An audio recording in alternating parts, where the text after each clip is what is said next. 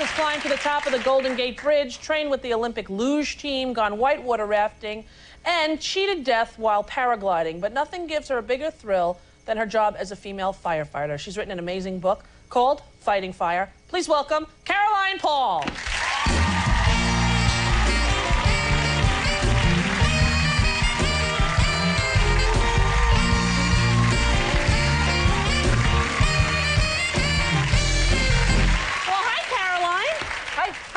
I'm great. How are you? You look a lot like your sister. Do I? Yeah, people think that. Yeah. They think that even when I'm in my uniform and have dirt all over my face. Right. Now, I thought it was a great book. Let me just start out by saying that. You graduated Stanford University.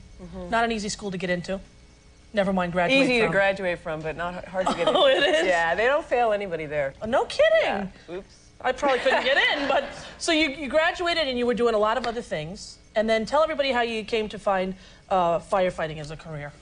Well, I sort of fell into it. I wasn't meant to be a firefighter, obviously. I went to Stanford. I graduated in my 20s. I was trying to figure out what I wanted to do, and I was working in radio, and all these stories came over my desk about how terrible the San Francisco Fire Department was, and what a hard time it was having, how sexist and racist it was. And I thought, well, maybe I'll get an undercover story. So I sort of went undercover and went through the test. I didn't find any problems, and I sort of fell in love with fire and firefighters. It is really an amazing story that brings you sort of inside what it feels like to be in a fire. You were terrified the first time, or did you have that adrenaline rush? You know, well, I can't say I'm scared on national television for one. Yeah, that's what's good about the book, that you see. No, I wasn't. Really, honestly, I was more scared of failing.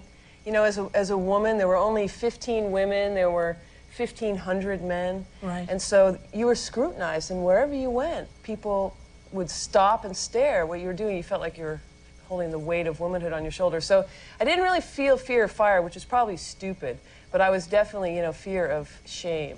Right. And you talk a lot about that, how the men some of the men had a hard time when the women entered the firefighting profession. Yeah. I mean, it's a really tough job. We wear 70 pounds of equipment on us. That's a lot. Yeah. And then we have to go to work. You know, we have to climb ladders and swing axes. And so, you know, they legitimately wondered whether we could do it. But, you know, there's definitely women that can do it, and I've been doing it for 9 years. Yeah, you're one of them. Yeah, I'm okay. I'm an okay firefighter.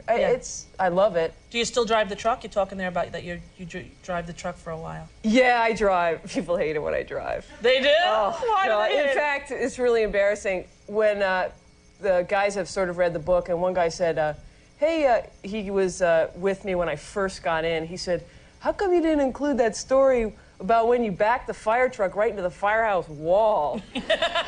You left that out conveniently. Yeah, I know, I forgot about that. Yeah.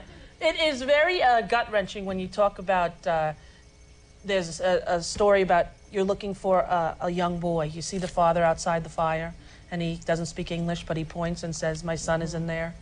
And tell everybody how you went around the back. Well, that was a really hard fire. I'm on the rescue squad, which means I'm responsible with my partner to go in and find the victims. And we don't go in with hose, we just go in, that's our job. And so we went into this fire, and this guy didn't speak English, but, you know, it was the universal language of panic and love.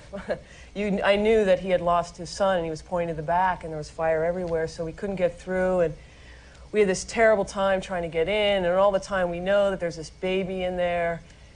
And finally, me and my partner, who was an excellent firefighter, we climbed up into the next building, and we used a chainsaw, tried to get into the wall, and by then it was too late. And then, ironically, afterwards, the next day you went to like a 7-Eleven, and you had some of your firefighter equipment, and say what the cashier told you. Well, I had a check. It says, you know, he knew I was a firefighter by my check, and he said, oh, yeah, the fire department. That's a pretty cool job. You guys had to sit around and watch TV or something. And I got to tell you, it was the wrong day to say that to me, because I'd had a pretty tough day thinking about what I could have done better to save this kid's life. Yeah, and it does sort of make you face all the things in your life, maybe unresolved issues. There's something in the book about your mom and how after sort of an event like that, it puts everything in perspective for you. Yeah, my mom and I had, you know, typical mother, daughter, but she's in the audience right now. I know, and I was so happy. I went to your dressing room, I'm like, her mom's here, everything's okay, they're friends, everything's good. My mom and my good friend Steve over there. Steve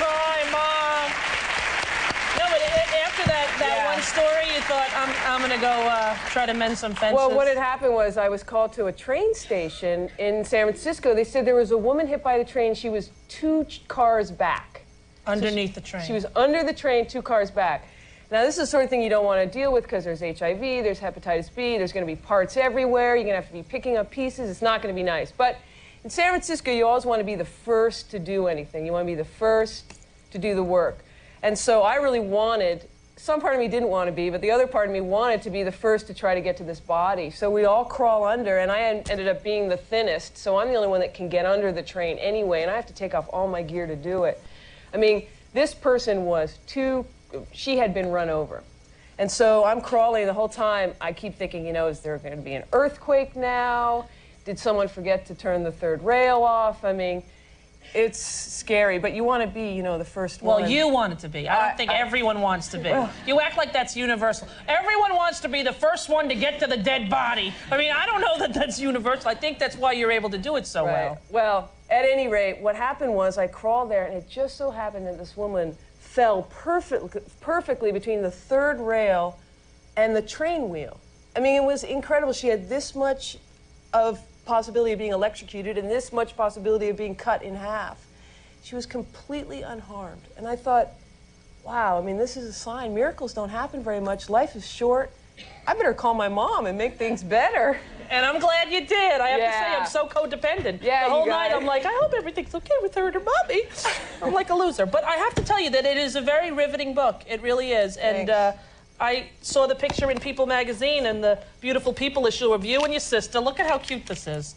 The Baywatch sister and the firefighter. It's like, which twin has the Tony? Who knows who's who? But I think it's great and a great story of family. Go buy it, would you? It's very enjoyable. Thanks for being here. Thank you so much. Nice to meet you. Thank you. We'll be right back.